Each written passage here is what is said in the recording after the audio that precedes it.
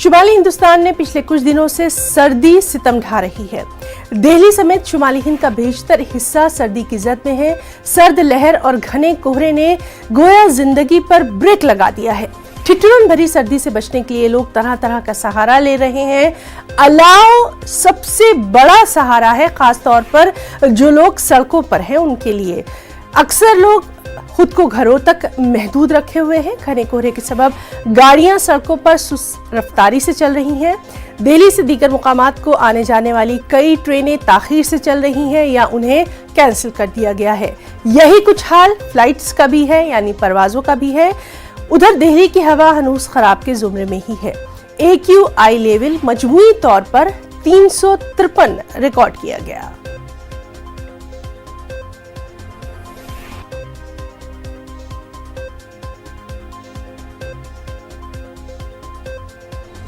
इस टाइम तो बहुत दिक्कत पड़ रही है सर। यहाँ पे परेशानी है कि कोहरा बहुत पड़ रहा है, ड्राइविंग में बड़ी परेशानी आ रही है।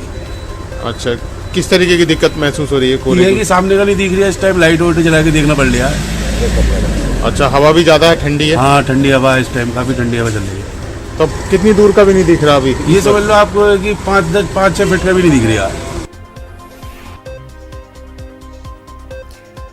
और चलिए नाज़रीन, इस बारे में भी हम बात करेंगे। हम आपको बता रहे हैं कि किस तरह से राजधानी दिल्ली और शुमाली हिंद में सर्द हवाओं और घने कोहरे ने मामूलात ज़िंदगी को मुतासिर किया है। ठिठुरन बढ़ गई है और सबसे ज़्यादा जो दिक्कत है वो उन लोगों को आ रही है जो कि किसी न किसी तरह से सड़कों पर अपना गुजारा करते हैं। हालांकि हर सरकार की तरफ से दावे किए जा रहे हैं कि अलाव जलाने के इंतजाम किए गए हैं, रैन बसेरों का भी इंतज़ाम किया गया है, लेकिन लगातार हमारी जो हालात पर नज़र बनी हुई है उससे यही जाहिर हो रहा है कि आम आदमी सर्दी का सितम सबसे ज़्यादा झेल रहा है। सीधे रुख करेंगे दिल्ली का। हमारे साथ मौजूद हैं हमारे साथी राजीव तिवारी। राजीव, सर्दी का हाल आपसे जानना चाहेंगे और ये भी जानना चाहेंगे, बारिश की भी बात की गई थी, उससे भी कहीं ना कहीं ठंड में इजाफा हो सकता है। बिल्कुल, अगर देखा जाए तो इस समय राजधानी दिल्ली के साथ पूरे NCR में कड़ाके की ठंड पड़ रही है और ठंड के साथ साथ जो हवा चल रही है वो सर्द हवा है, जिससे लोगों को बहुत ही परेशानी हो रही है। घना कोहरा है, विजिबिलिटी भी कम है और ऐसे में जो दिल्ली NCR के लोग हैं बहुत ही परेशान है। हालांकि लोगों को कामकाज पे जाना पड़ रहा है, इसी में अपना बचाव करते हुए लोग जा रहे हैं। कोरोना संक्रमण काल भी चला है, लेकिन जो तापमान में गिरावट लगातार आ रही है इससे लोग परेशान हैं और लोग कहीं ना कहीं घरों में कैद हो गए हैं, भी कहा जा सकता है। कुल मिला करके देखा जाए तो इस समय कड़ाके की ठंड की वजह से दिल्ली NCR के लोग बहुत ही ज़्यादा परेशान हैं और ऐसे में जो सरकार की तरफ से जो व्यवस्था की जाती है रैन बसेरा की या कह लीजिए अलाव जलाने को लेकर के, तो कहीं ना कहीं कुछ कमी पाई जा रही है। बहुत से ऐसे जगह हैं जहाँ पे अलाव की व्यवस्था नहीं हो पाई है, जिससे वहाँ पे स्थिति थोड़ा सा चिंताजनक है। वहाँ के लोग परेशान हैं। दिल्ली में एक बड़ी आबादी है जो रेहड़ी पटरी के काम करते हैं, वो अपना रात जो है फुटपाथ पे गुजारते हैं। तो आमतौर पे गर्मी में तो कोई दिक्कत इनको नहीं होती है, लेकिन इस समय कड़ाके की जो ठंड पड़ रही है, सर्द हवा चल रही है, तो इसमें जो लोग जिनके पास घर नहीं है, सड़क पे अपना फुटपाथ पे जीवन यापन करते हैं, उनको बहुत ही परेशानी हो रही है। जी राजीव, इसका असर जो है ट्रेनों की जो आमदोरफ्त है, आवाजाही है, उस पर भी है, फ्लाइट्स पर भी इसका असर पड़ा है। इसके लिए क्या कुछ खास एडवाइजरी, कुछ खास हिदायत? देखिए, अगर देखा जाए तो जिस तरह से दिल्ली में आने वाली तमाम ट्रेनें हैं, जैसा उत्तर प्रदेश बिहार से कीजिए बात या दूसरे राज्यों से, इधर से जो ट्रेनें आ रही हैं घने कोहरे की वजह से थोड़ा लेट चल रही हैं और बहुत सी ऐसी ट्रेन है जिनको निरस्त भी कर दिया गया है। फ्लाइट पे भी इसका पूरा असर है। तो गाइडलाइन हर साल की तरफ से जारी किया गया है कि चूँकि घने कोहरे की वजह से जो है निरस्त किया जा रहा है या गाड़ियाँ धीमे चल रही है। जी बिल्कुल, तो घर से निकलने से पहले तमाम जो मुसाफिर हैं, यात्री हैं, वो जरूर इस बात की जानकारी हासिल कर लें कि उनकी ट्रेन या उनकी फ्लाइट्स के ताल्लुक से क्या कुछ नोटिफिकेशन है। राजीव, आप खुद भी अपना वहां बहुत ख्याल रखिए। बहुत बहुत शुक्रिया आपका तमाम तर जानकारी के लिए। वहीं घने कोहरे और शदीद सर्दी के बीच 26 जनवरी की तैयारी भी जारी है, जोर शोर से जारी है। राजपथ पर फौजी जवान यौम जमहूरिया परेड की मशक करते नजर आ रहे हैं।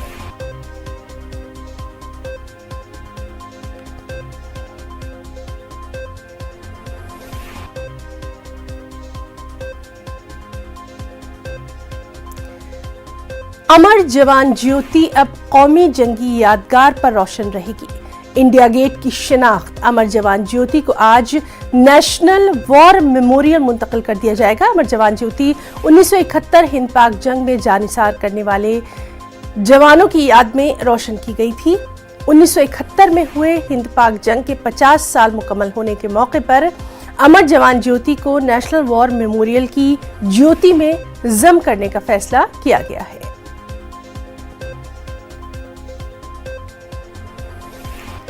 और वहीं घने कोहरे और शदीद सर्दी के बीच 26 जनवरी की तैयारी जारी है। राजपथ पर हमारे फौजी जवान यौम जमहूरिया परेड की मशक करते नजर आ रहे हैं और सबसे अहम बात यह कि कोरोना की गाइडलाइंस का भी खास ख्याल रखा जा रहा है।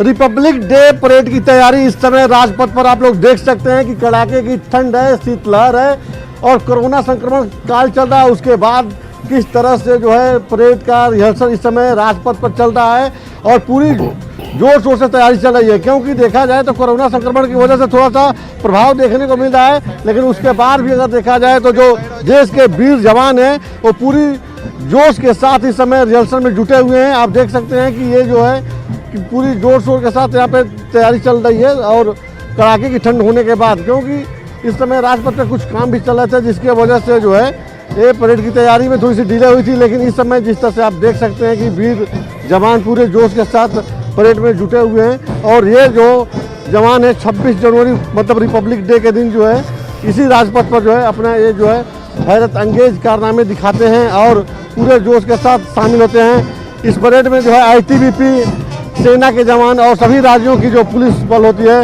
वो शामिल होती है और उनका इस समय रिहर्सल इस समय राजपथ पर चल रहा है। आप देख सकते हैं कि किस तरह से जो है क्रमबद्ध तरीके से ये लोग परेड कर रहे हैं और जो सेना के जो बैंड होते हैं बैंड के धुन पर ये लोग जो है इस समय परेड में जुटे हुए हैं। तो यह एक साहसिक कदम होता है सेना का और असंभव को जो है जो मतलब आदमी जो कल्पना नहीं कर सकता है उस तरह के हैरत अंगेज जो है कारनामे जो है ये लोग इस रिपब्लिक डे के दिन राजपथ पर दिखाते हैं। और इस समय आप देख सकते हैं कि किस तरह से ये महिला विंग है और किस तरह से क्रमबद्ध तरीके से जो है ये लोग इस समय परेड में जुटे हुए हैं, रिहर्सल कर रहे हैं इस समय राजपथ पर और पूरे जोश के साथ ये लोग अपनी जो परेड है उसको रिहर्सल कर रहे हैं, क्योंकि ये 26 जनवरी रिपब्लिक डे के दिन जो है यहीं पर इन लोगों का ये प्रदर्शन होगा और उस दिन जो है यह लोग जो है अपने विशेष कारनामों को दिखाते हैं कि किस तरह से जो है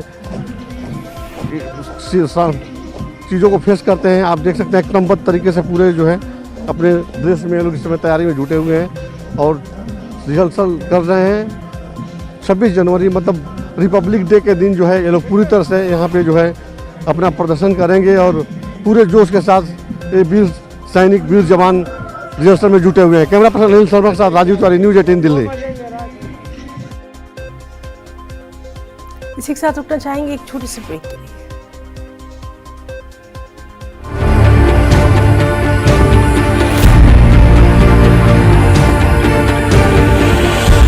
उत्तर प्रदेश से खबर है जहां कांग्रेस अपनी खोई हुई जमीन तलाश कर रही है। खवातीन उम्मीदवारों को ज्यादा से ज्यादा नुमाइंदगी देकर पार्टी कुछ नया करने की फिराक में है। उसने खवातीन के लिए अलहदा मंशूर यानी अलग से मैनिफेस्टो भी जारी किया है। आज कांग्रेस यूपी इंतखाबात के लिए मंशूर जारी कर सकती है। प्रियंका गांधी दिल्ली में पार्टी सदर दफ्तर में पार्टी का मंशूर जारी करेंगी। माना जा रहा है कि कांग्रेस अपने मैनिफेस्टो में नौजवानों, रोजगार, तकर्रियों में शफाफियत समेत दीगर मसाइल पर खुसूसी तवज्जो देगी।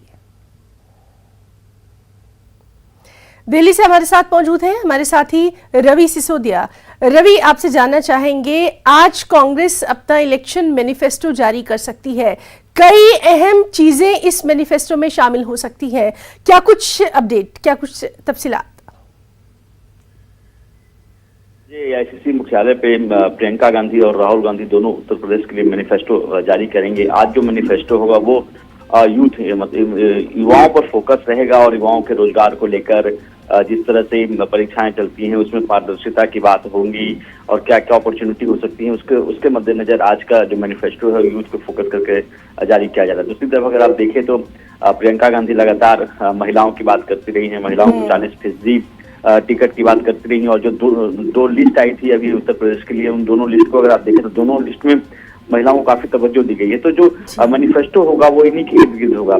जो सबसे अहम बात निकल के आ रही है कि छत्तीसगढ़ की जो 3 जो फ्लैगशिप योजनाएं थी उन तीनों फ्लैगशिप योजनाओं को भी मैनिफेस्टो में शामिल करने की बात की जा रही है और ये कहा जा रहा है कि जो मैनिफेस्टो को कई चरणों में जारी किया जाएगा। यूथ के लिए अलग मैनिफेस्टो होगा, महिलाओं के लिए अलग होगा, किसानों के लिए अलग होगा। तो इस तरह से जो अलग अलग लोगों को टारगेट करते हुए उसी के आधार पर मैनिफेस्टो बनाया गया है जो आज करीब 12 बजे राहुल गांधी प्रियंका गांधी जारी करेंगे। जी रवि, काफी अहम जानकारी आपने दी है कि कई अहम चीजों को इसमें शामिल किया जा सकता है। लगातार इस अहम खबर पर आपसे अपडेट लेते रहेंगे। बहुत बहुत शुक्रिया आपका तमाम तफसीलात के लिए।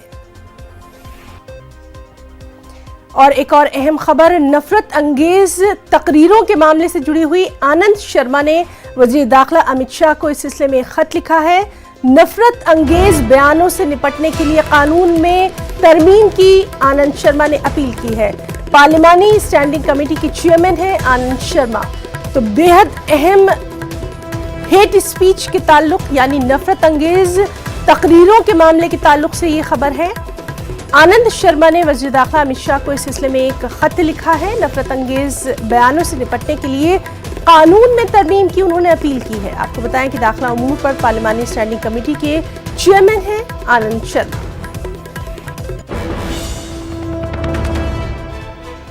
तो जिस तरह से हालिया दिनों में हम देख रहे हैं कि हेट स्पीच यानी नफरत अंगेज तकरीरों का मामला लगातार बढ़ता जा रहा है, इसको लेकर तशवीश का भी समाज के हर तबके से इजहार किया जा रहा है और इसी सिलसिले में आनंद शर्मा ने वज़ीर दाखिला अमित शाह को एक खत लिखा है और इससे निपटने के लिए यानी जो हेट स्पीच नफरत अंगेज बयान है उनसे निपटने के लिए कानून में तरमीम की उन्होंने अपील की है।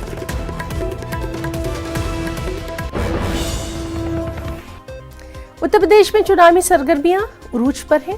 7 मरहलों में इंतखाबात होने हैं, लिहाजा मुख्तलिफ सतहों पर सरगर्मियां जारी हैं। पहले मरहले के चुनाव के लिए आज पर्चा नामजदगी दाखिल करने का आखिरी दिन है। दूसरे मरहले के इंतखाबात के लिए आज इलेक्शन कमीशन नोटिफिकेशन जारी करेगा। रोहिलखंड और अतराफ के 9 दीगर अजला की 55 सीटों के लिए वोटिंग 14 फरवरी को होगी। दूसरे मरहले के लिए पर्चा नामजदगी दाखिल करने के लिए उम्मीदवारों को 5 दिन मिलेंगे क्योंकि 23, 24 और 26 जनवरी को आम तातीलात हैं। हमारे साथ लखनऊ से मौजूद हैं हमारे साथी तारिक कमर।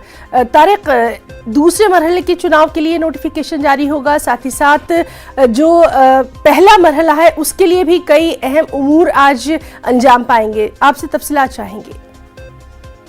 हाँ हिना, देखिए ये जो उत्तर प्रदेश का इलेक्शन है इसमें पहला और दूसरा मरहला कई हवालों से बहुत अहम है और खास तौर से दूसरे मरहले की जो बात आज आपने कही कि लेकिन ये वो तमाम बेल्ट है जिसे कहा जाता है कि मुस्लिम बेल्ट की शक्ल में इसको देखा जाता है और यहाँ पर समाजवादी पार्टी का वोट बैंक हमेशा से बहुत ज्यादा रहा है, बीएसपी का वोट बैंक ज्यादा रहा है, रोहिलखंड का पूरा ये खित्ता, ये इलाका बड़ी वोटिंग करने के लिए भी मशहूर है। तो देखिए इस पर तमाम सियासी जमातों की नजरें जमी हुई है और जाहिर है कि ये वो मरहला होगा जो उत्तर प्रदेश के इलेक्शन को बहुत बड़े पैमाने पर मुतासिर करेगा, बड़ा मान्यता साबित होगा। रोहिलखंड का पूरा इलाका, चाहे हम बरेली की बात करें, रामपुर, मुरादाबाद, अमरोहा, हसनपुर, संभल, पिलारी, कुंडल, बहुत से ऐसे इलाके हैं जहाँ पर ये मतलब कहीं तादाद में अपने भी तबका आबाद है और बड़े पैमाने पर यहाँ वोटिंग भी की जाती है। जी। को करने वाला ये मरहला। और तारिक कमर, इस सब के बीच में जेपी नड्डा भी आज बहुत ही अहम इलाके यानी आगरा और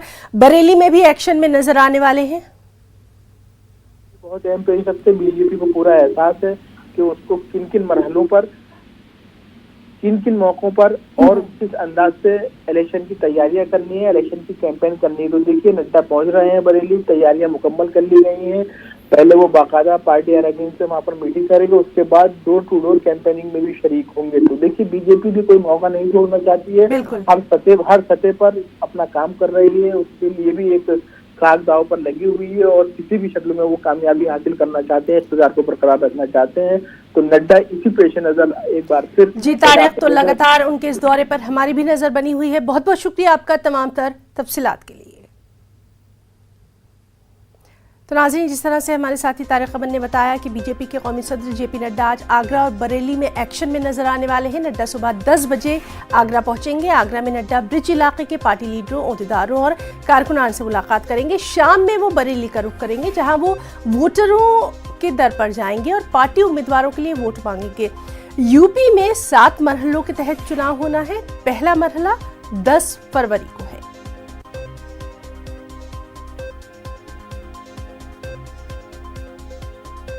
आंध्र प्रदेश काबीना की आज अहम मीटिंग है। इस मीटिंग में रियासत में कोरोना की सूरत हाल, मुलाजमीन की पीआरसी और दीगर अहम मुद्दों पर तबादला ख्याल किया जाएगा। ख्याल रहे कि आंध्रा में कोरोना के नए मामलों में लगातार इजाफा ही देखा जा रहा है। पिछले 24 घंटों में रियासत में 12,500 से ज्यादा नए कोरोना के मामलों की तस्दीक हुई है, जबकि इसी अरसे में 3,674 अफराद शिफायाब हुए हैं। विजयवाड़ा से हमारे साथ मौजूद हैं हमारे नुमाइंदे इसहाक, आपसे जानना चाहेंगे, आज काफी अहम रहने वाला है आंध्र प्रदेश काबीना का जो इजलास है, क्या कुछ अहम मुद्दे? हाँ रीना, सुबह 11 बजे जो है ना सेक्रेटरीट में मीटिंग शुरू होने वाली है, जिसमें 32 मामलों पर डिस्कशन होगा। वही उसमें मेन जो है ना पीआरसी को जो लेके तनाजा अब चल रहा है, जो एम्प्लॉइज और गवर्नमेंट के बीच में, उसको खत्म करने के लिए जो इसमें तबादला डिस्कशन होगा।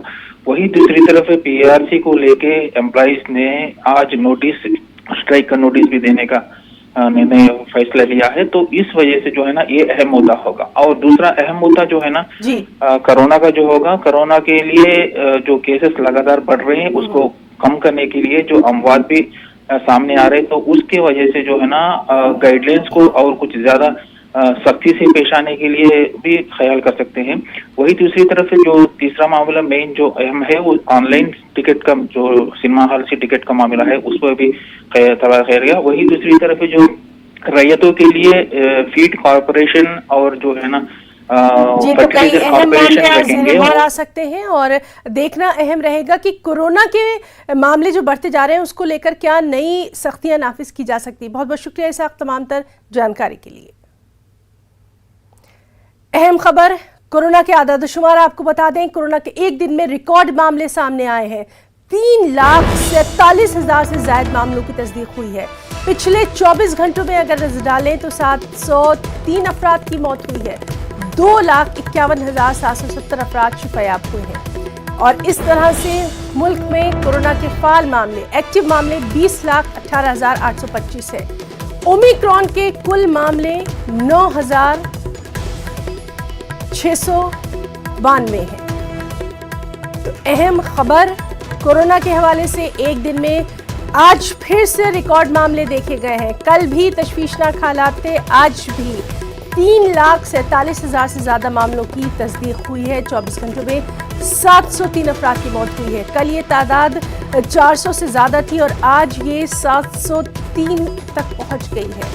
2,51,770 अफराद शिफायाब हुए हैं। कोरोना के एक्टिव मामले 20,18,825 है। ओमिक्रॉन के कुल मामले 9,692 हैं।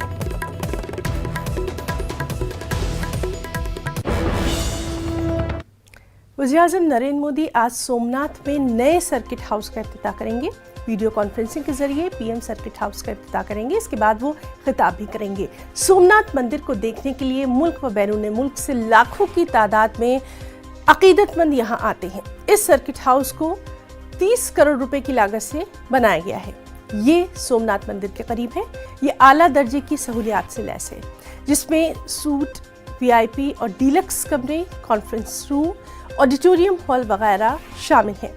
इसे इस तरह से बनाया गया है कि हर कमरे से समुद्र का खूबसूरत नज़ारा किया जा सकता है।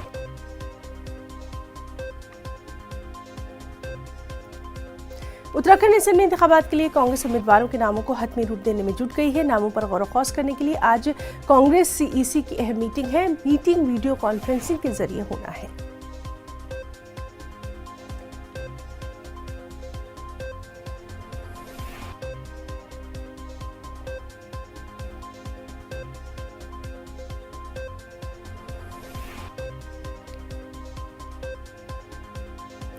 एक बेहद अहम बैनुल-अक़वामी खबर। मशरक़ी घाना में हुए धमाके में 17 अफराद हलाक हो गए हैं, 50 से ज़्यादा जख्मी बताए गए हैं। जख्मियों को नज़दीकी अस्पताल में दाखिल करा दिया गया है। धमाका किस वजह से हुआ, इसकी तफसीलात पर नज़र बनी हुई है।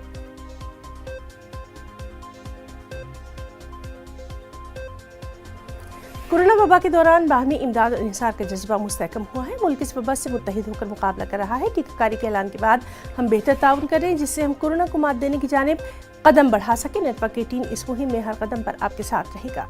जब तक सभी महफूज नहीं, तब तक कोई महफूज नहीं होगा। इसी सोच की बुनियाद पर हमारी मुहिम संजीवनी का मकसद ये यकीनी बनाना है कि वैक्सीन पाना सभी हिंदुस्तानियों का हक है।